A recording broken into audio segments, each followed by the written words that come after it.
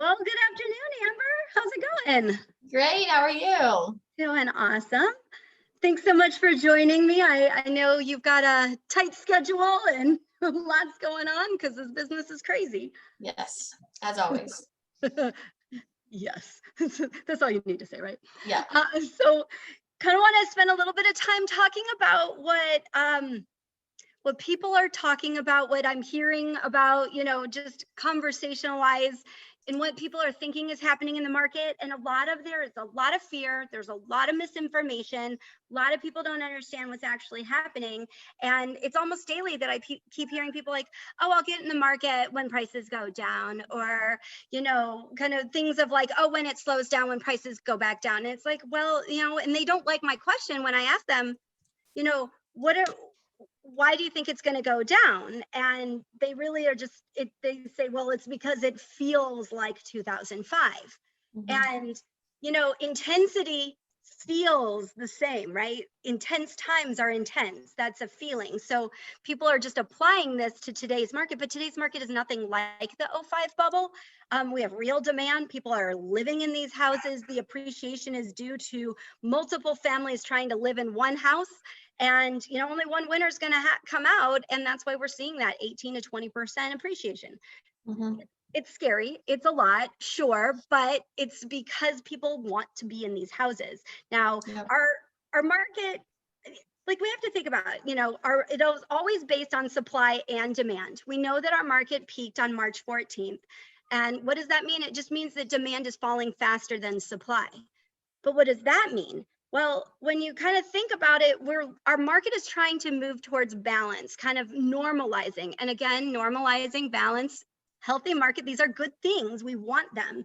It's when you hear the fear of, oh no, an FHA buyer got a house, it's like, it's great for them. We need these FHA buyers to get houses. We want them to move in and have a place to live and move up and continue with the cycle.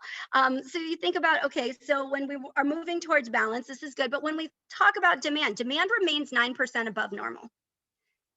That doesn't sound like a huge number, fine, but it's still positive. It's above normal, but our inventory has actually, now we've gone up and we're only 77.4% below normal, up from 78% below normal. We're like, that's nothing even close to each other. In order for prices to drop, demand has to be below supply.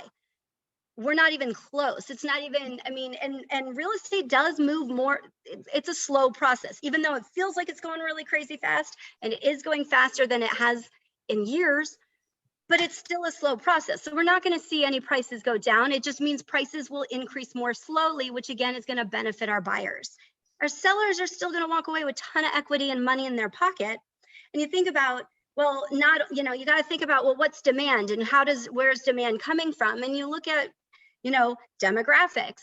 There are more than 32 million Americans that are aged 27 to 33. This is the largest group and the largest generation. And that age timeline, 27 to 33, that's when people are getting married, having babies, and buying houses. So this demand is believed to stay high probably through 2024, because we have so many of these, people are calling them replacement buyers. We have buyers continuously coming into the market. And while, yes, some buyers are going to be priced out between, the interest rates and just pricing in general, there's still enough buyers coming in to facilitate these prices continuing going up. Another fear that people are talking about is overbuilding. Builders are not overbuilding. They're just all building. And the reason they're all building is because of demand. And you think about it, people are buying, and again, supply and demand. They have the demand, they're building the supply. Now, they learned a very tough lesson when that market crashed to not overbuild. And so their business models do not allow them to overbuild. Some of the things that you have to think about too are some of these institutional buyers. I think this is super interesting, is they really came into the market as we started recovering, in 2012, 13, 14. They have purchased over 7 million single family residences across the country. And Invitation Homes is a good example of one. They own over 80,000 houses in over 16 markets, including Phoenix. So you think about these institutional buyers. Right now, about 30% of single family sales that are happening in Maricopa County are going to the institutional buyers. They're buying and they're paying market value, they're paying cash. So it's really hard to compete with for these buyers 30% of these houses are going to them. You know, that's just a giant number. So you really think about that's going to continue keeping that supply low, both in that they're buying the houses and also they hold them, the institutional investors hold them for a lot longer than a typical, you know, kind of homeowner tenure. So they're really being removed from the market. I'm just going to touch on forbearance super quick is, you know, forbearance numbers are improving. We're up to, you know, down to 2.3 million borrowers in a forbearance plan. And Mike Fratantoni, the senior vice president MBA, made, you know, this statement. He said, in terms of performance, more than 88% of homeowners who have exited into deferral plans, modifications, repayment plans were current on their loans by the end of March, compared to 92% of all homeowners. So, I mean, that's not going to be a big flood. There's not going to be a ton of inventory that's going to do anything that's going to push the market and prices down. And we're really just looking at maybe some more normalizing. So the appreciation rates are slowing, but prices are still going up. So, you know, between all these things, it's always a good time to buy when you're in a market that has positive appreciation. So you want to buy, you want to sell, like this is a good time to be in the market. Waiting will only mean that you're just going to pay more. And I know, Amber, you're talking to people all the time, like, how do you deal with, you know, competing, paying more, getting offers accepted? Because it's still, even with a slightly lower demand, it's still very, very competitive. Very competitive. Yeah. And you have to have a real strategy, I think, in this market to win. You have to know like what you're going to do to be able to compete, just assuming you're going to be competing against a cash offer potentially. And so what we're doing is really helping our clients to understand why they want to make a super aggressive offer right now. And the why is home prices are continuing to go up. We know that we're in an increasing interest rate environment. And so, you know, hey, client, this is the numbers on the home right now. This is the numbers on the home in 3 months or 6 months with our projected home price appreciation and interest rates, right? So do you really want to spend $200 more per month on the same home if you wait, you know, 3 months to buy or whatever? And so it's just helping them to understand why to be aggressive and then how can they be aggressive. So our best success has been using the appraisal gap strategy. And that's where we're helping anyone who's conventionally down at least 10%, showing them how they could utilize mortgage insurance to help them go in and make a really aggressive competitive offer. So like just this weekend, we helped structure a deal for a client that we said, you can go 60K over appraised value. So as long as the realtor feels like there's some comparables that are going to be within 60K of the offer price, you could waive the appraisal contingency and probably feel pretty comfortable. And that $60,000 gap, we were able to make that up for a $5,200 out-of-pocket expense on top of their down payment. And so it was kind of like, oh my gosh, this seems too good to be true. And I was like, I know it's not, it's legit. It's just a strategy that we're implementing in this market.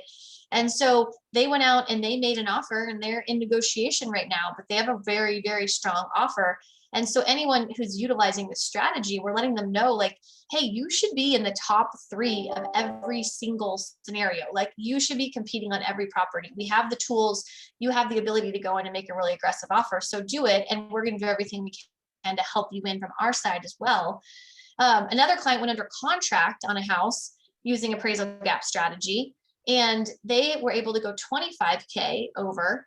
So they offered to pay $25,000 over appraised value. It was only going to cost them $2,700 out of pocket. They were comfortable with that amount. And then it ended up appraising at the contract price. So there was no gap that we had to make up. And they were in tears because they said, we never can offer $25,000 over appraised value if we didn't have that strategy in place. So we would have never gotten this home under contract because there was no crystal ball to know that it was going to appraise at the sales price. Like it's hard to know right now for our partners, like where is it really going to appraise? What's going to close? How hard is the appraiser going to work to justify this higher value? So it's a lot of conversations right now, but if you have buyers out there shopping with 10% down or more, and they are not utilizing an appraisal gap strategy, we would love to give them a second opinion because it's working and they're so happy about it and having this as a tool to help them win. So that's a really big piece of our success right now.